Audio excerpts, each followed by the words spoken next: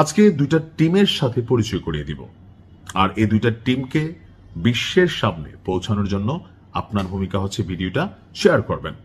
কথা বলছি পর্দার আড়ালে থাকা এই যে ইরানের হঠাৎ করে বিশেষ সফলতা, এর পেছনে আইআরজিসি ছাড়া কি আর কোনো টিম কাজ করতেছে? জি, আজকে পরিচয় করিয়ে দিচ্ছি দুর্ধর্ষ ইরানের সাবেরিন এবং নোহেদ নামক দুইটি বাহিনীকে, যারা ইরানকে আজকের দিনে আপনার একটা বিশাল অবস্থান এনে দিয়েছে। আন্তর্জাতিক গণমাধ্যমে ইরানের সামরিক সক্ষমতা নিয়ে যখন আমরা কথা বলি, বেসিক্যালি কুদস ফোর্সের নাম সামনে আসে, কারণ দীর্ঘমেয়াদী আঞ্চলিক প্রভাব বিস্তারে এই বাহিনীর ভূমিকা খুবই গুরুত্বপূর্ণ ছিল।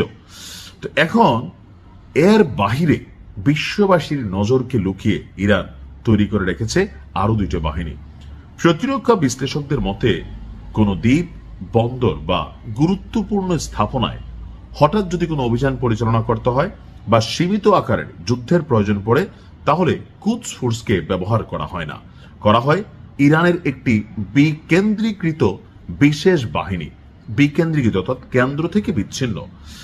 যেমন ধরেন বাংলাদেশকে আমরা যদি বলি, একসময় র্যাব যেভাবে কাজ করতো বিভিন্ন মিশন, আমরা জাস্ট উদাহরণ দিলাম, বাট এটা সিমিলারিটি, এটার আকাশ পাতাল পার্থক্য আছে। এখন এই সামরিক কাঠামোটি কোনো একক এলিট ফরমেশনের উপর নির্ভর করে না, এটা একাধিক প্রতিষ্ঠানের সমন্বয়ে গড়ে তোলা হয়েছে। যেমন বাংলাদেশের যৌথ বাহিনীর যখন অভিযান চলে, পুলিশ, র্যাব, বিজিবি, সেনাবাহিনী সকলে মিলে যখন বড় কোনো দুর্ধর্ষ অপারেশন করতে হয়, তখন আমরা দেখছি যে যৌথ বাহিনী তৈরি করা হয়। তো আমাদের এই আইআরজিসি স্থল বাহিনীর মূল শক্তি হচ্ছে সাবেরিন। এটা কেবল একটি একক ইউনিট নয়, বরং একটি বিশেষ সক্ষমতা, নির্ভরতার নাম, যা ইরানের বিভিন্ন আঞ্চলিক ইউনিটে ছড়িয়ে দেওয়া হয়েছে।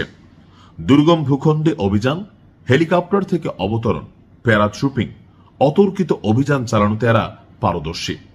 পশ্চিমা বিশেষ বাহিনীর মতন এরা অপারেশন শেষে ফিরে যায় না, বরং স্থানীয় পরিবেশের সঙ্গে খাপ খাইয়ে সেখানে অবস্থান করে, পরিবেশ অবজারভেশন করে, পরবর্তীতে যখন দরকার হয় আবার অ্যাকশনে যায়, আর নয়তো সবকিছু সেটেল করে তারা সেই এলাকা ছাড়ে। ইরানের নিয়মিত সেনাবাহিনী বা আর্তেসেরও নিজস্ব একটা বিশেষ বাহিনী রয়েছে। এর মধ্যে সবচেয়ে উল্লেখযোগ্য হলো 65তম এয়ারবোর্ন স্পেশাল ফোর্সেস ব্রিগেড, যা নোহেদ নামে পরিচিত।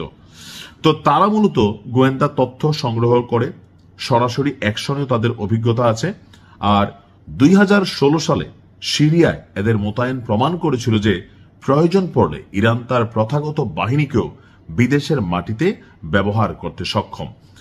পারস্য উপসাগরীয় অঞ্চলে ইরানের প্রভাব বজায় রাখে নৌবাহিনীর বিশেষ শাখা SNSF।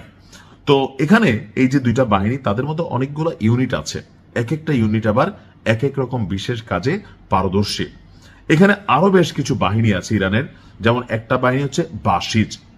তো আভ্যন্তরীণ দমনে অনেকে মনে করে যে সরকার এদেরকে ব্যবহার করে, তবে এরা ফাতেহিন ইউনিটের মতন কিছু অংশ আছে যারা উচ্চ প্রশিক্ষিত, এবং সিরিয়ার যুদ্ধেও তাদের উপস্থিতি দেখা গেছে। অর্থাৎ আমার কাছে মনে হয় যে ইরান যথেষ্ট গোছালো একটা অবস্থানে আছে।